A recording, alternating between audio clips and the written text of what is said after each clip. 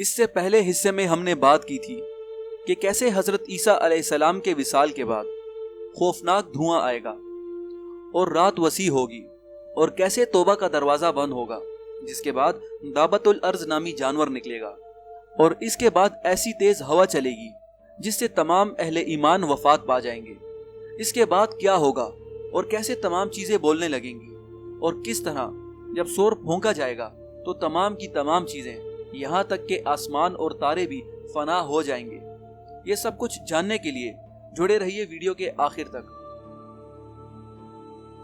السلام علیکم دوستوں، میں ہوں سراج جلیل، اور اگر ابھی تک آپ نے میرا چینل سبسکرائب نہیں کیا تو کائنڈلی میرا چینل سبسکرائب کر لیجئے اور بیل آئیکن کو پریس کیجئے تاکہ آپ کو مزید آنے والی ویڈیوز کی نوٹیفیکیشن وقت پر ملتی رہے۔ تو چلیے سٹارٹ کرتے ہیں آج کی ویڈیو۔ دوستوں، جب ہوا چلے گی جس میں تمام اہل ایمان فوت ہو جائیں گے تو اس کے بعد اللہ پاک تمام چیزوں کو بولنے کی صلاحیت عطا کریں گے۔ کہا جاتا ہے کہ حیوانات اور نباتات کے علاوہ غیر جاندار چیزیں بھی بولنے لگیں گی، یہاں تک کہ ایک جوتے کا تسمہ بھی اپنے گھر والوں کے حالات بتا پائے گا۔ اب چونکہ اس ہوا کی وجہ سے تمام اہل ایمان وفات پا لیں گے، لہٰذا پوری دنیا میں کفار و منکرین باقی رہ جائیں گے، جس کے بعد حبشیوں کا غلبہ ہو جائے گا اور اس کے بعد حج موقوف ہو جائے گا۔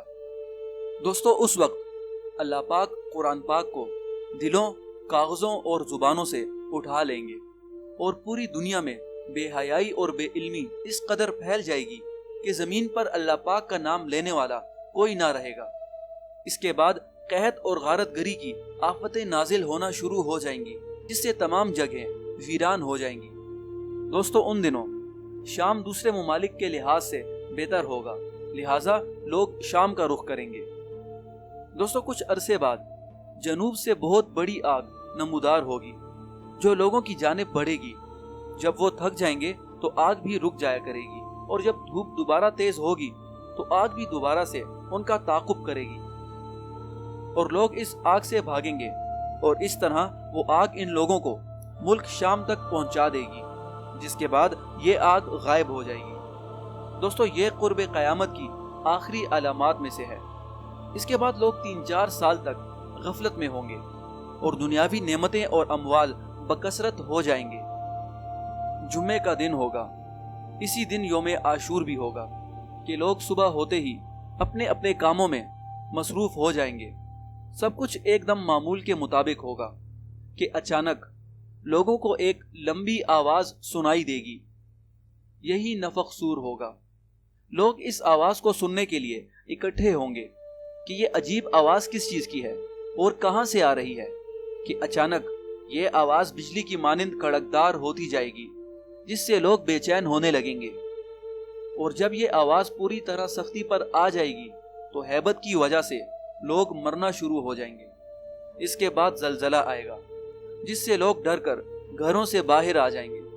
سمندر ابل کر اونچائیوں پر چڑھ جائیں گے، پہاڑ ٹکڑے ٹکڑے ہو کر ہوا میں ریت کی طرح اڑنے لگیں گے، اور تیز آندھیاں ہر جگہ کو اپنی لپیٹ میں لے لیں گی، مگر وہ آواز مزید سخت ہوتی چلی جائے گی، یہاں تک کہ اس کے ہولناک ہونے پر آسمان پھٹ جائے گا، ستارے ٹوٹ کر ریزہ ریزہ ہو جائیں گے۔ دوستو، جب تمام آدمی مر جائیں گے تو ملک الموت ابلیس کی روح قبض کرنے کے لیے متوجہ ہوں گے، جس سے ابلیس ڈر کر چاروں طرف دوڑتا پھرے گا، مگر فرشتے اسے آگ کے کوڑوں سے مار کر واپس بھیجیں گے، اور آخر کار اس کی روح قبض کر لی جائے گی۔ کہا جاتا ہے کہ روح نکلنے کی جو تکلیفیں آدم علیہ السلام کے زمانے سے لے کر اس وقت تک لوگوں کو ہوئی ہوں گی، وہ تمام کی تمام تکلیفیں ایک ساتھ ابلیس کو ہوں گی۔ سور کے 6 ماہ تک مسلسل پھونکنے کی وجہ سے کچھ باقی نہ رہے گا، یہاں تک کہ آسمان اور تارے بھی نہیں۔ اس کے بعد فرشتے بھی مر جائیں گے، مگر 8 چیزیں اس وقت بھی فنا نہ ہوں گی، جس وقت کچھ بھی باقی نہ رہے گا۔ دوستو، یہ 8 چیزیں کیا ہوں گی اور اس کے بعد کیا ہوگا، یہ سب کچھ جاننے کے لیے جڑے رہیے اس ویڈیو کے اگلے حصے تک۔